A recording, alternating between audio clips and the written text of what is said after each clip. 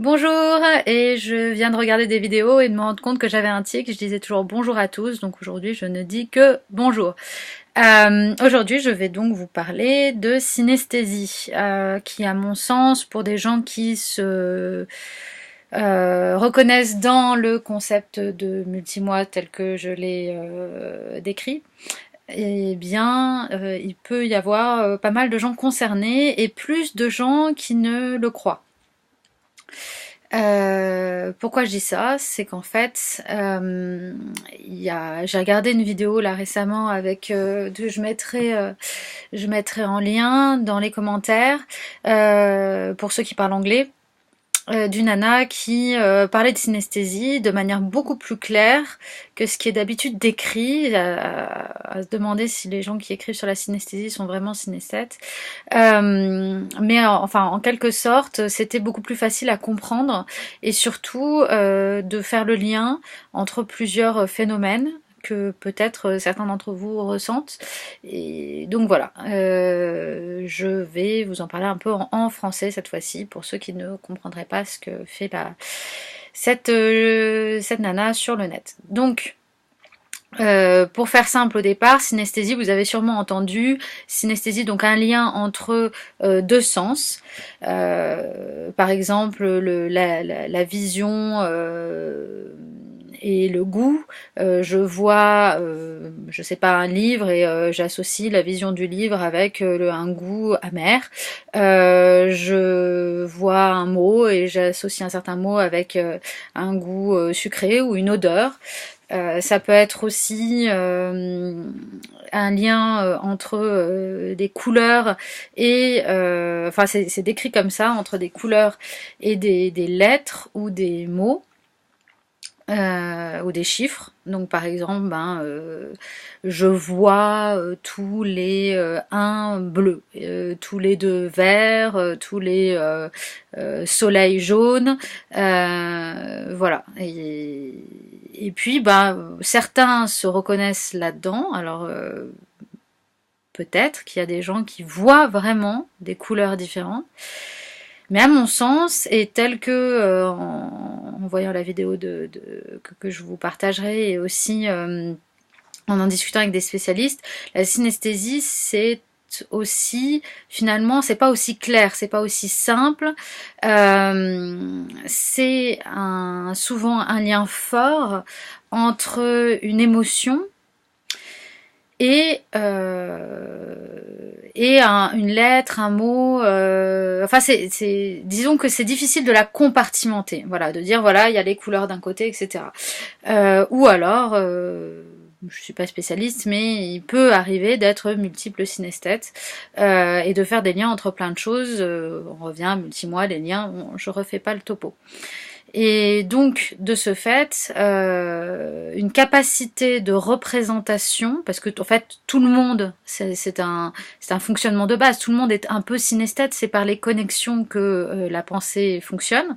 Seulement, il y en a pour lesquels c'est plus fort que pour les autres, et qui, alors soit ont un corps différent, j'en sais rien, corps en incluant les connexions du cerveau, soit ont plus conscience que les autres, du fait de, je sais pas pourquoi, de ces connexions-là. Notamment le fait que certains mots provoquent j'en ai parlé dans des vidéos précédentes, provoquent des sensations physiques. Il y a la sensation physique du mot rétribution. Il y a la sensation physique du mot jardin. Voilà.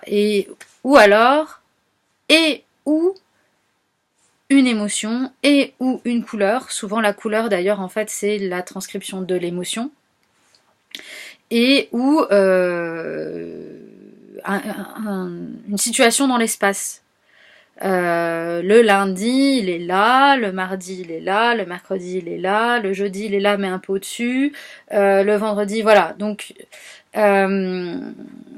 quand je regarde, alors dans la vidéo que je vous partagerai, la fille parle de dates, ben voilà, je déploie mon agenda dans ma tête, il y a donc une place pour chaque mois il y en a qui ont plus de place que d'autres, qui sont plus grands que d'autres, je peux les faire défiler, tourner, il y en a qui ont des couleurs différentes, des couleurs plus chaudes, des couleurs plus froides,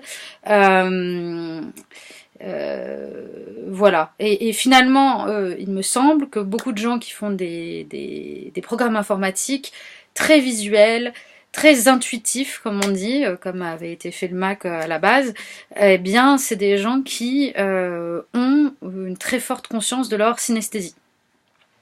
En représentant visuellement des concepts, comme le temps est un concept, finalement. Et j'en ai parlé aussi, on ne reviendra pas dessus, sinon ça va durer 3/4 d'heure au lieu de durer 10 minutes. Donc, synesthésie, vraiment, c'est tous les sens en action, et pas seulement un seul, pour une information donnée. Ça peut être donc les sens sensoriellement, tel qu'on peut le dire, donc physiquement, la vue, l'odorat, le goût, le toucher, ou même les sensations physiques intérieures. Bon, c'est un peu comme le toucher, mais il y en a qui font la différence. Ou alors, carrément, et souvent le plus, c'est des émotions très fortes, à chaque fois pour tel ou tel. C'est pour ça qu'il y en a qui parlent aussi de synesthésie de personnification.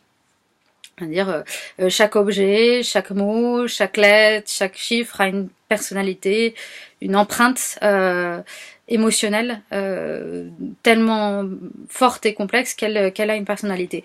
Alors, je précise quand même que la synesthésie, selon les médecins, ils la reconnaissent, en tout cas mes informations sont updatées à ce niveau-là, pour dire que il faut que ce soit toujours le même. Sinon, c'est pas considéré comme une synesthésie.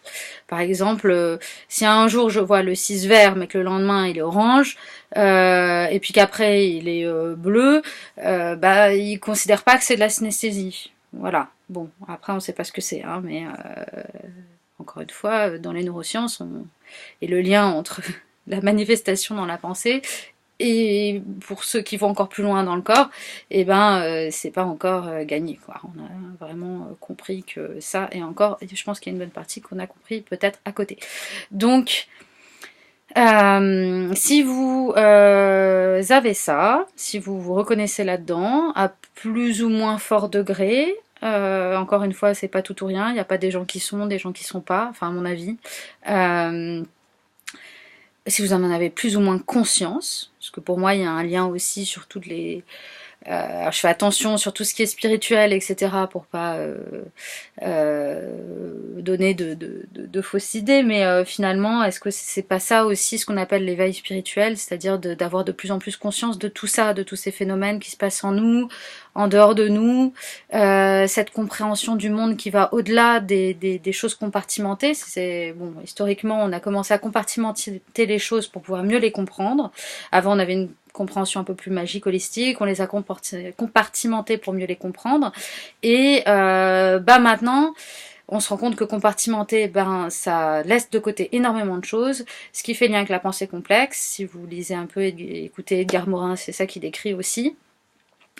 Et savoir donc relier, et on se rend compte que notre corps, cerveau compris, il est très très doué pour faire ça, pour lier les choses ensemble. Et donc les synesthésies, c'est ça, c'est cette sensation qui peut des fois être vraiment ces sensations qui peuvent être des fois là, alors, tant que je vous parle, j'ai des frissons dans les jambes, donc ça m'englobe, ça m'emporte. C'est-à-dire que des fois, des sensations qui sont tellement présentes, puissantes, que je suis dans mes sensations, je suis plus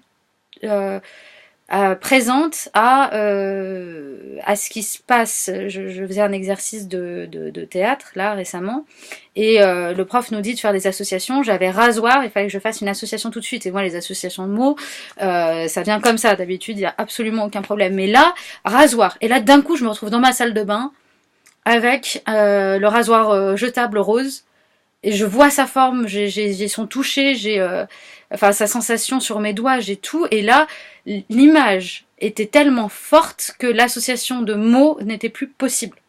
Donc ce que j'ai fait, c'est que mentalement, j'ai tourné la tête dans ma salle de bain, où j'étais, mais je n'étais pas, et j'ai vu un savon, et je me suis dit, bon, rasoir savon. Voilà. Donc si ça vous parle, et ben si vous voulez, on peut en discuter dans les commentaires, et vous pouvez toujours m'écrire, et voilà. Bonne journée, à la prochaine.